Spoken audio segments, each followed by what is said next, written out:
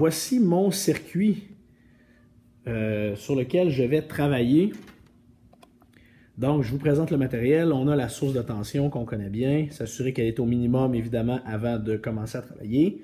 J'ai placé, si vous remarquez bien, un résisteur ici, en série, déjà avec mon ampèremètre. Alors, l'ampèremètre, c'est simple. Vous avez deux échelles dessus, une grande et une petite. Une où le maximum est 5 ampères, l'autre où le maximum est 1 ampère. On commence toujours nos manipulations avec l'échelle la plus grande pour éviter justement qu'on ait un problème avec l'aiguille. Donc, on le branche toujours dans le 5 et si vous voyez que le courant est pas assez haut, n'est jamais au-dessus de 1 ampère, bien, vous changerez la borne qui est celle-là ici pour la mettre dans le 1 ampère. OK? Alors voilà. Je commence toujours à 5. Alors, évidemment ici, donc, si je regarde en globalité mon circuit, je vois que c'est un circuit qui est assez simple, qui est un circuit en série. J'ai mon voltmètre que je vais venir placer dans mon circuit, qui doit être, lui, en parallèle avec la composante dans laquelle je veux mesurer le courant.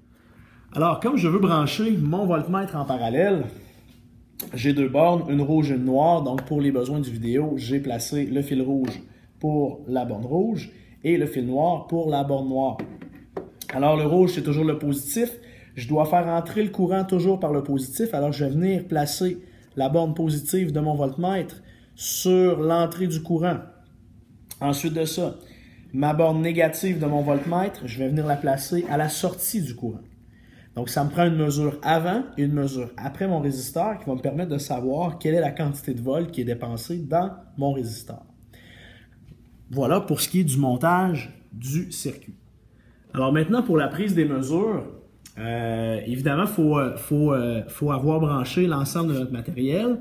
Assurez-vous que les branchements sont tous corrects. Et ensuite, je mets ma source de tension en marche.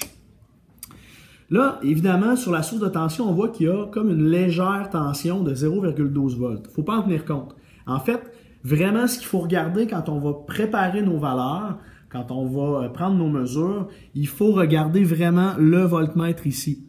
C'est lui qui va déterminer la tension qu'on veut mesurer. Alors, moi, ce que je vous suggère, c'est de prendre plusieurs valeurs de tension pour plusieurs valeurs de courant pour vérifier plusieurs fois si ça marche pour chaque résisteur. Alors, commençons par, mettons, 1 volt. Donc, je tourne ma source de tension. Et là, vous voyez que l'aiguille a monté à 1 volt. Pendant ce temps-là, sur mon ampèremètre, je vois ici que sur mon ampèremètre, j'ai un courant qui est légèrement au-dessus de la première ligne. Alors, je peux me permettre ici de changer de graduation pour aller voir justement mon courant, il est de quelle valeur. Alors, en changeant de graduation comme ça, je vois que selon mes cadrans, pour une tension de 1 volt, j'ai un courant de 0,22 ampères. 24, 26, 28, c'est ça. 0,24 ampères. Alors, dans mon tableau, j'inscrirai 1 volt, 0,24 ampères. Ensuite, je peux me prendre une deuxième mesure. Alors, je vais monter ma tension. Je regarde mon voltmètre. Voilà, je suis à 2 volts. Je regarde mon courant.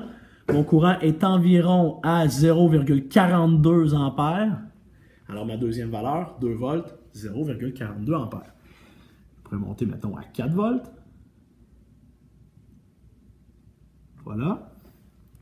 Pendant ce temps-là, mon ampèremètre lui a monté à 0,8 ampères. Alors, j'ai une deuxième mesure de 4 volts pour 0,8 ampères.